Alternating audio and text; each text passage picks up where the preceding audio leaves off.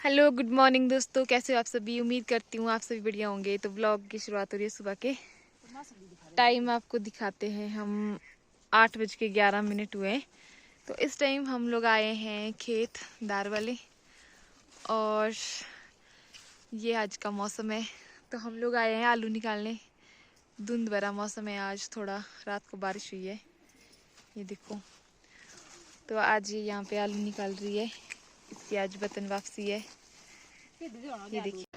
So guys आज के blog की शुरुआत की है मेरी बहन ने। तो हम अभी आ गए हैं खेत के लिए, क्योंकि आज मुझे घर जाना है। तो मम्मी ने बोला कि थोड़ी सी सब्ज़ी भी लेके जा, जो यहाँ पे आजकल हो रखी है। तो यहाँ पे हम आ गए थे आलू वाले खेत में, और यहाँ पे आजकल आलू की फसल निकालने का टाइम हो गया है। और आलू की फसल इस बार ना बहुत अच्छी हुई है, और साइज़ इस बार बहुत अच्छा साइज़ है। मैंने ऐसा साइज़ सच बोलूँ ना पहली बार देखा। बहुत अच्छे मतलब आलू लगे हैं इस बार। तो भाई क्या होता है, जब बेटियां ना घर जाती है तो ऐसा तो हो नहीं सकता है कि खाली आ जाएगी। जो भी मायके में सब्जियां लगी होगी सब कुछ भर भर के ले जाएगी। तो ये मेरे साथ नहीं, सबके साथ ऐसा ही होता है। तो आज समय आ गया था घर जाने का। आज मुझे मायके में हो गए थे 9 से 10 दिन। तो यहाँ पे आलू के साथ साथ मम्मी वगैरह ने कर रखी है कद्दू वगैरह की खेती। तो यहाँ पे कद्दू भी बीजे हुए हैं। तो मैंने आलू के साथ साथ जो यहाँ से कद्दू भी ले जाने हैं, तो थोड़ी देर में मैं आपको दिखाऊँगी।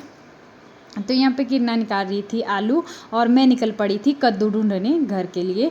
तो चलिए दोस्तों देखते हैं। तो यहाँ पे मुझे एक कद्दू मिल गया था जो कि बहुत बड़ा था। तो इसकी सब्ज़ी ना थोड़ी सी हम अवॉइड करेंगे, क्योंकि ये बहुत बड़ा हो गया। तो इसलिए इसको हम संभाल के रखेंगे आगे खाने के लिए सर्दियों में।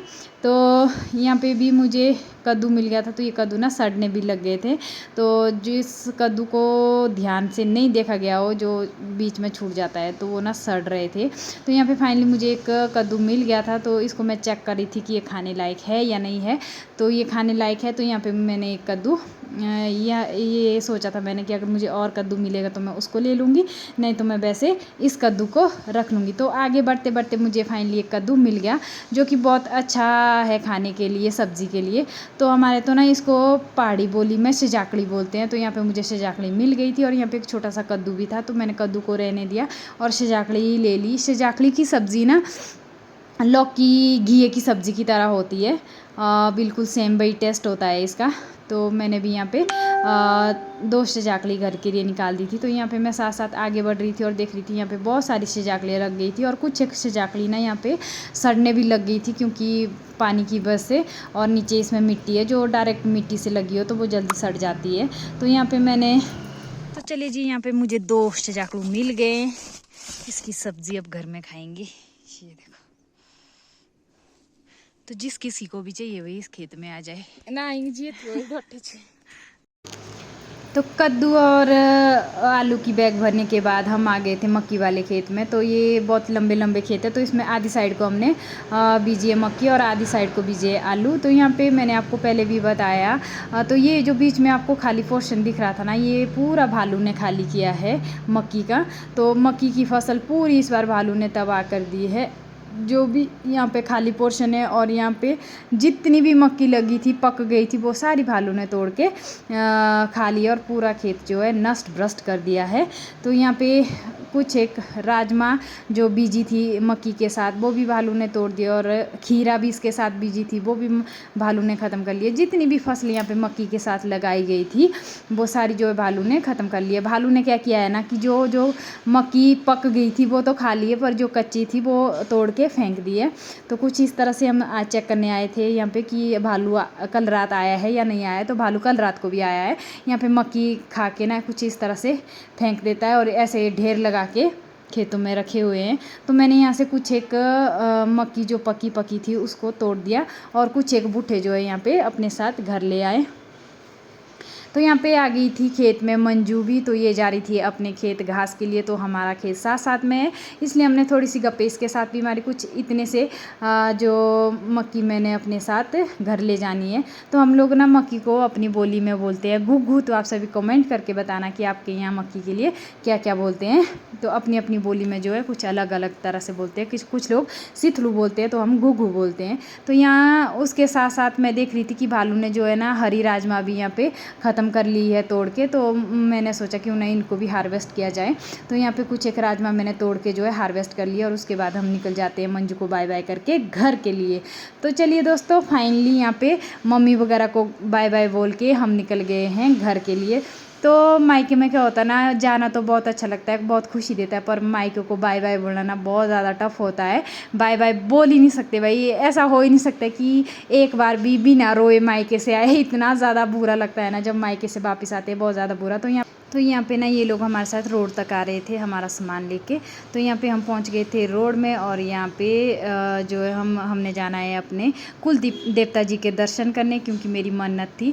तो मन्नत पूरी हो गई है, उसके बाद हमने दर्शन करने जाना है कुल देवता जी के। तो यहाँ पे मोक्षित ने रोड पहुँचते ही खाने की ज़िद पकड़ ली, और यहाँ पे इसको कुछ थोड़ा सा खाने के लिए दे दिया, और उसके बाद निकल जाते हैं हम अपने कुल देवता जी के दर्शन करने। तो हमारे कुल देवता जी का नाम है महाराज खलगाडी जी।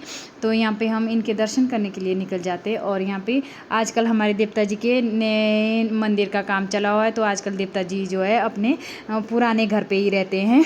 तो यहाँ पे मोक्षित, नेहल के पापा के ना विशु वगैरह सब लोगों ने यहाँ पे दर्शन किया, और उसके बाद निकल जाते हैं हम घर की तरफ। लोग आए थे खलगाडी देवता के दर्शन करने, और ये हमारे देवता जी का मंदिर जो नया है, अभी नवनिर्मित मंदिर है जिसका काम चला है। तो ये लोग आए थे अभी दर्शन वगैरह करने, तो अभी हम लोग वापसी जा रहे हैं। चलिए। तो यहाँ पे हम गाड़ी में बैठ गए थे सब लोग। तो अभी मैं सबको बाय बाय करके चल पड़ी हूँ घर की तरफ। तो ये वाला बाय ना बहुत ज़्यादा टफ होता है सच में। सभी लड़कियाँ जो भी मैरिड है ना वो समझ सकते हैं कि ये वाला बाय कितना ज़्यादा टफ होता है। तो यहाँ पे हम रास्ते में गप्पे मारते मारते आगे बढ़ रहे थे। तो हमारे साथ यहाँ पे विशु भी जा रहा था आनी तक, क्योंकि इसने जाना है धर्मशाला अपनी स्टडी के लिए। तो रास्ते में इस खूबसूरत से व्यू को बाय बाय बोलते हुए मैं निकल पड़ी थी अपने घर के लिए। तो ऐसा होता है ना कि जब मायके आते हैं ना तो बहुत ज़्यादा खुशी होती है कि हम मायके जा रहे हैं, लेकिन जब वापस आते हैं ना तो बहुत ज़्यादा दुख होता है कि इतनी जल्दी ये दिन बीत गया और इतनी जल्दी जो है जाने का टाइम आ गया है। तो फाइनली यहाँ पे पहुँच गए थे हम निगान के साथ। और यहाँ पे जो है आज रास्ते में ना नेहल की तबीयत भी बहुत ज़्यादा ख़राब हो गई थी, क्योंकि इसको उल्टियाँ हो रही थी। तो आज फर्स्ट टाइम ये हुआ था कि नेहल को उल्टियाँ हुई थी। तो रास्ते में मैंने कुछ भी शूट नहीं करा ना। तो मैंने जब हम मायके से आए, जब मम्मी वगैरह को बाय बोला, दादी वगैरह को, तब वाला शूट किया, क्योंकि तब हम सब लोग इमोशनल हो गए थे और सब लोग रोने लग गए थे। तो तब शूट करना मेरे लिए बहुत ज़्यादा टफ था। तो यहाँ पे हम अभी पहुँच जाते हैं निगान, और निगान से आगे बढ़ते हुए हम पहुँच गए थे दोगरी मोड़ के साथ। तो अब थोड़ा सा ही समय रहा था घर में पहुँचने के लिए। तो यहाँ पे मोक्षित सब लोग हम बहुत एक्साइटेड थे कि घर में पहुँच रहे हैं। और नेहल अभी उल्टियों करने के बाद ना थोड़ी सी फ्रेश हुई है और अभी सो रही है, क्योंकि पहले इसको उल्टियाँ नहीं हो रही थी, बस ऐसे ही इसको लग रहा था कि उल्टी आ रही है। तो उस तरह से थोड़ी सी इसकी तबीयत जो है ख़राब हो गई थी, लेकिन उल्टियाँ होने के बाद इसकी तबीयत ठीक हो गई थी और उसके बाद ये अच्छे से सो रही थी। तो यहाँ पे इन पहाड़ों के बीच 10 दिनों के बाद मैं पहुँच रही हूँ अपने घर।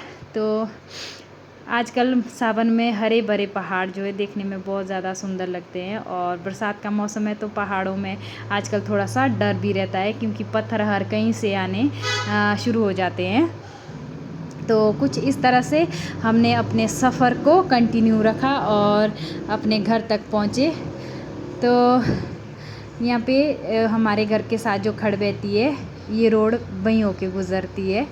तो यहाँ पे हम अपने घर के बिल्कुल पास पहुँच गए थे। और घर के साथ ना आज इतना ज़्यादा ट्रैफिक लगा था ना, बहुत ज़्यादा ट्रैफिक, क्योंकि यहाँ पे घर के बस 2 कदम की दूरी पे जो है रोड ख़राब था। और रोड ख़राब होने की वजह से ना हमारे को आधा घंटा यहाँ पे रुकना पड़ा घर के साथ। ना तो हम पैदल जा सकते थे, ना तो गाड़ी में बैठ सकते थे, इतनी ज़्यादा गर्मी हो रही थी ना। तो चलिए दोस्तों, अपने इस छोटे से ब्लॉग को मैं इतना ही रखूँगी। उम्मीद करती हूँ कि आप सभी को ये छोटा सा ब्लॉग पसंद आया होगा।